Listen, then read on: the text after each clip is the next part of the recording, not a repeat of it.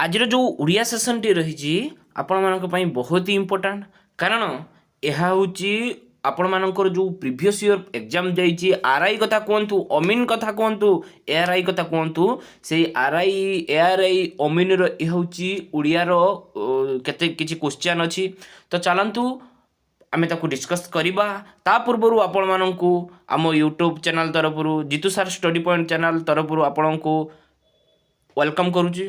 तो चलतु आमे 61 नंबर क्वेश्चन पाखर आरंभ करवा।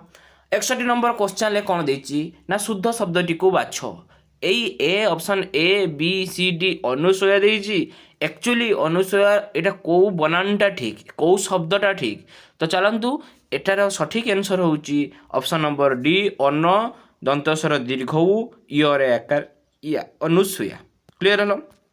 नेक्स्ट देखिबा आम जदि नेक्स्ट देखिबा 62 नंबर क्वेश्चन एटा 61 पाखरु आमे काई करूचे ना हमर जो सेट बुक अछि से सेट बुक रो 61 नंबर पाखरु स्टार्ट हेछि।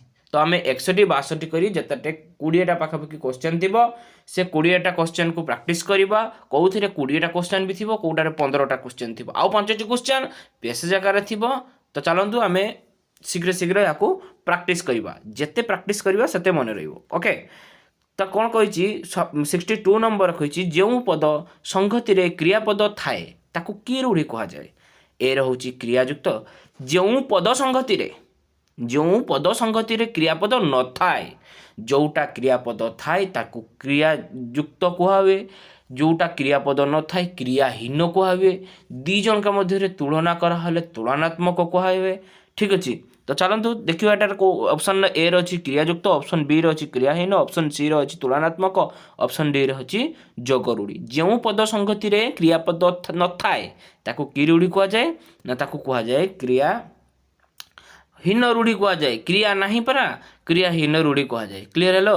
तबे इच्छा अनुसार सुविधा मिलवा इच्छा अनुसार सुविधा मिलवा यही अर्थ प्रकाश करुवा रूढ़ीटी कौन देख जदि आमे ऑप्शन नंबर 4 को देखिबा जदि ऑप्शन नंबर आमे 4 को देखिबा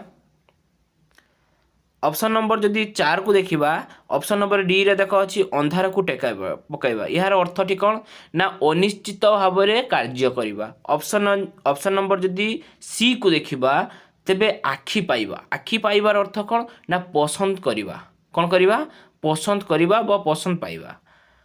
बी रे कौन ना कपाल खोलिबा अर्थात भाग्य खोलिबा तेणु एठी ऑप्शन हो ए बिराड़ी कपाल को सिक्का छिंडिबा इच्छा अनुसार सुविधा पड़े मु इच्छा करुली यही कामटा जदि हो पारंता तेबे मु बहुत खुशी होती एटा मोर इच्छा थिला।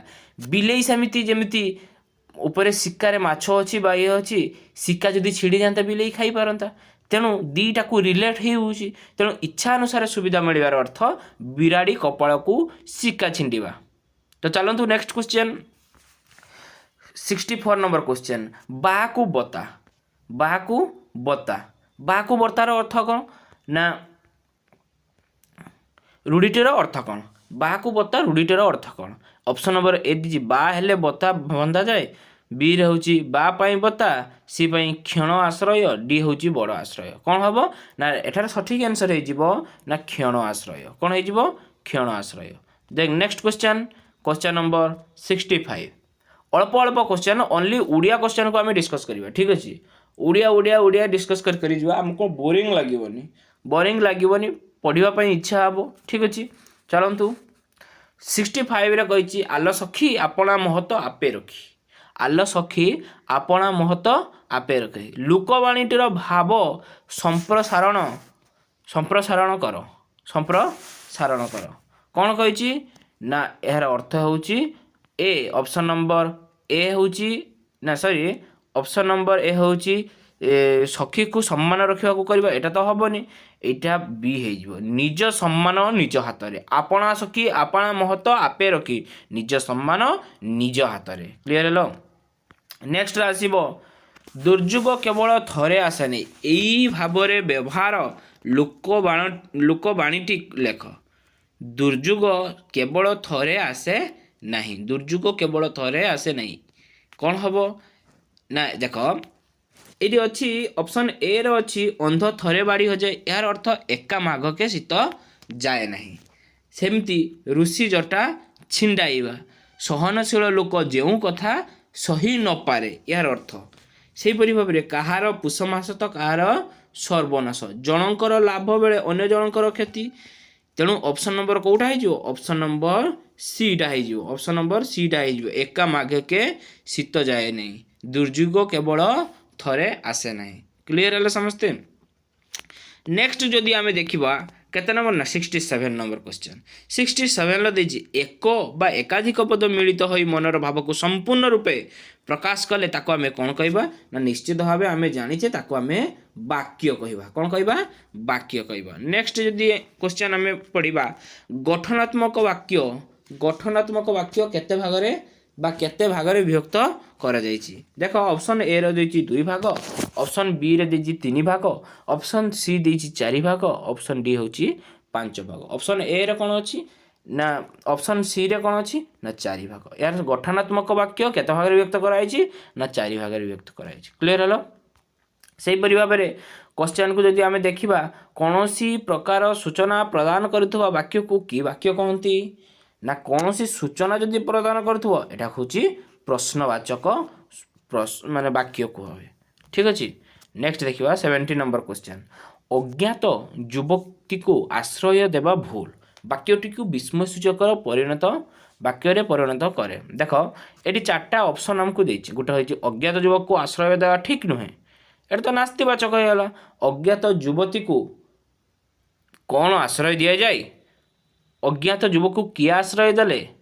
ଅଜ୍ଞାତ ଯୁବକକୁ ପୁଣି ଆଶ୍ରୟ, ତେବେ ଏଇଟା କ'ଣ ହେଇଯିବ? ଅଜ୍ଞାତ ଯୁବକକୁ ଆଶ୍ରୟ ଦେବା ଭୁଲ ବାକ୍ୟଟିକୁ ବିସ୍ମୟ ସୂଚକ। ଅଜ୍ଞାତ ଯୁବକକୁ କ'ଣ ଆଶ୍ରୟ ଦିଆଯାଏ? ଏଟା ବିସ୍ମୟ ହେଉଛି। ତେଣୁ ଅପସନ୍ ନମ୍ବର ବି ହେଇଯିବ। କ'ଣ ହେବ? ଅପସନ୍ ନମ୍ବର ବି। ଦେନ୍ ନେକ୍ସଟ ନମ୍ବର କ୍ୱେଶ୍ଚନ୍। ଜାଣିବାକୁ ଇଚ୍ଛା କରୁଥିବା ଛାତ୍ର ବିଦ୍ୱାନ ହେବ ବାକ୍ୟଟିକୁ ସଂକ୍ଷେପରେ ଲେଖ। ଜାଣିବାକୁ ଇଚ୍ଛା, ପିଇବାକୁ ଇଚ୍ଛା, ହେଲା, ଖାଇବାକୁ ଇଚ୍ଛା, ଏଗୁଡ଼ାକୁ ସବୁ ଗୋଟେ ଗୋଟେ ତାର ସର୍ଟକଟ୍ ଅଛି। ଠିକ୍ ଅଛି। ଯେମିତି ଜାଣିବାକୁ ଇଚ୍ଛା କ'ଣ ଥିବ ନା ଜିଜ୍ଞାସା, ତେଣୁ ସେଇଟାକୁ ସେ ସର୍ଟକଟ୍ କରିକି ଲେଖିବାକୁ କହିଛି। ଜାଣିବାକୁ ଇଚ୍ଛା ବା ସର୍ଟକଟ୍, ଜାଣିବାକୁ ଇଚ୍ଛା କରୁଥିବା ଲୋକ, ଜିଜ୍ଞାସା ଥିବା ଛାତ୍ର ବିଦ୍ୱାନ ହେବ। କ୍ଲିୟର ହେଲା?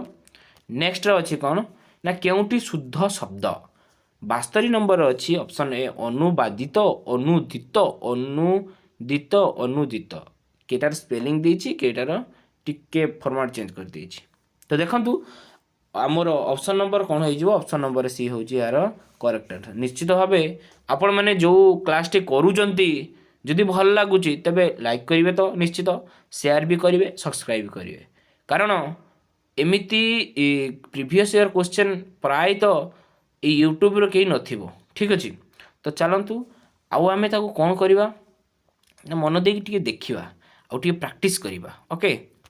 ନେକ୍ସଟ କ୍ୱେଶ୍ଚନ୍ କ'ଣ ଆସିବ ନା 73 ନମ୍ବର କ୍ୱେଶ୍ଚନ୍। ଡେସ୍କୁ କିଏ ବା ବଦଳାଇ ପାରିବ? ଉପଯୁକ୍ତ ରୂଢ଼ି ଶୂନ୍ୟ। ମୋଷ୍ଟଲି ଆପଣମାନେ ଯାଇକି ପ୍ଲେ ଲିଷ୍ଟରେ ଦେଖିବେ ରୂଢ଼ି ଲୋକମଣିର କ୍ଲାସ୍ଟି କରାଯାଇଛି। ତାକୁ ମନେ ରଖିବା ପାଇଁ ଖାଲି ସର୍ଟ କ୍ଲାସ୍ କରାଯାଇଛି। ବହୁତ କିଛି କ୍ଲାସ୍ ମାନେ ଲେଟର ୱାଇଜ୍ ମନେ ଅଛି। କ ଲେଟର ଯେଉଁ ସବୁ ରୂଢ଼ି, ଖ ଲେଟର ଯେଉଁ ସବୁ ରୂଢ଼ି, ସବୁକିଛି ତୁମକୁ କ୍ଲାସ୍ରେ ପ୍ରୋଭାଇଡ଼ କରାଯାଇଛି। ନିଶ୍ଚିତ ଭାବେ ପ୍ଲେ ଲିଷ୍ଟକୁ ଯାଇ ଦେଖିବେ। ତ ଚାଲନ୍ତୁ ଦେଖୁନାହାନ୍ତି ଏଇ ସେଟ୍ର ପାଞ୍ଚଟି ପାଖାପାଖି ଆମେ କ୍ୱେଶ୍ଚନ୍ ପାଇଲେନି କ'ଣ ରୂଢ଼ି ଲୋକବାଣୀରୁ। ଡେସ୍କୁ କିଏ ବା ବଦଳାଇ ପାରିବ? ଡେସ୍କୁ କିଏ ବା ବଦଳାଇ ପାରିବ? ଦେଖ ଏ ର ଅଛି କପାଳ ଲିଖନ, ବି ର ଅଛି ନଛୋଡ଼ ବନ୍ଧା, ସି ର ଅଛି ଏକ ଘରିକିଆ, ଡି ର ଅଛି ଆକାଶ କୁସୁମ। ଦେଖ ଏ ର ଯେଉଁ କପାଳ ଲିଖନ ଅଛି ତାହାର ଅର୍ଥ ହେଉଛି ଭାଗ୍ୟ ଫଳ। ବି ର ହେଉଛି ନଛୋଡ଼ ବନ୍ଧା ଯେଟା ଅଛି ସେଟା ହେଉଛି ଏକଜିଦିଆ, ହେଲା। ସି ର ଯେଉଁ ଏକ ଘରକିଆ ଅଛି ସେଟା ହେଉଛି ସାମାଜିକ ବାସନ୍ଦ। ଆଉ ଡି ରେ ଯେଟା ଆକାଶ କୁସୁମ, ଏହାର ସଠିକ୍ ଆନ୍ସର ହେଇଯିବ। ଆକାଶ କୁସୁମକୁ କିଏ ବା ବଦଳାଇ ପାରିବ? Clear hall?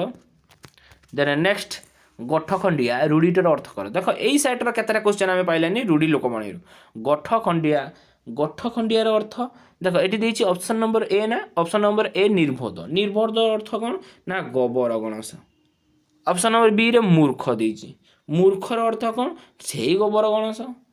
Option number D ରେ ଦେଇଛି ଅତି ଗର୍ବୀ, ମାନେ ମୁହଁ ଉପରକୁ କରିବା। ଅତି ଗର୍ବୀ ମୁହଁ ଉପରକୁ କରିବା, ହେଲା। किंतु ऑप्शन सी रे देछि हमको असामाजिक व्यक्ति। गठखंडियार अर्थ होछि असामाजिक व्यक्ति। क्लियर है समझते? Option number C is correct answer. Next question 75 number question देख, धैर्य धरिबा एही भाव बुझाउथबा रूढ़ीटी लेख। यही भाव तेने कौन हम ना, यहाँ निश्चित भाव आप जानी पारे धैर्य धरिबा अर्थ छाती की, आप निश्चित जानीपारे धैर्य धरिबा अर्थ छाती को पथर करवा। छाती को पथर करवा ऑप्शन नंबर बी है करेक्ट आंसर। निश्चित भाव आपन को ए क्लास टी निश्चित भाव भल लगी। तो एमती किसी क्वेश्चन आम डिस्कस करवा।